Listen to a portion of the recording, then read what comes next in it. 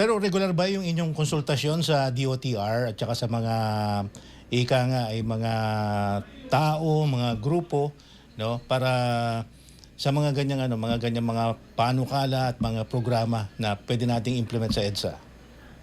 We are regularly meetings. May mga platforms, may mga meetings, may mga groups, may mga ad hoc committees, may mga task forces na magkasama ang MMDA at DOTR. At kung sa iba namang mga tao, sa mga end users, bukas I'm attending actually a gathering of tiklop, yung mga bicycle